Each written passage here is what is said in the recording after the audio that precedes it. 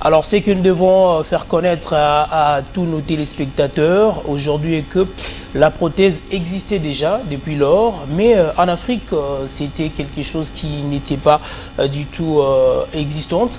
Alors, il y a eu quelqu'un qui a fait des études, on peut dire c'était un autodidacte, d'ailleurs Jonathan, John Amanam, donc lui qui a fait les études en sculpture.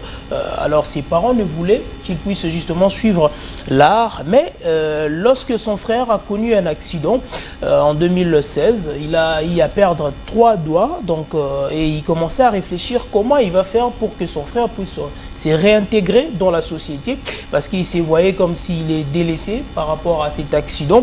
Et alors, pendant 3 mois, tout simplement, Jonathan, il a eu à suivre des formations seul.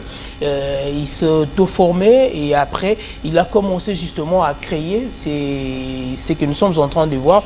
Donc, prothèse noire. Et avant, c'était lorsque vous êtes amputé donc d'une partie de votre corps, alors vous devez justement commander à l'extérieur pour que ça vienne, mais c'était pas du tout propre parce que c'était la couleur de blanc, donc par rapport à nous, voilà, qui était de noir, c'était pas du tout intéressant. Alors pour ceux-là qui ne savent pas, une prothèse, c'est un dispositif artificiel destiné à remplacer un membre ou un organe ou une articulation dans le but justement de restaurer la fonction qui est compromise. Alors, ces prothèses, donc ce ne sont pas des prothèses bioniques, hein, Jonathan. Donc, c'est tout simplement pour permettre à la personne qui était amputée, justement, donc de remplacer le vide, afin qu'il ne puisse pas être négligé. On doit aussi signaler qu'il y a certainement des athlètes aussi qui utilisent des prothèses. Donc là, on voit justement Pistos Oscar, donc cet athlète South African, donc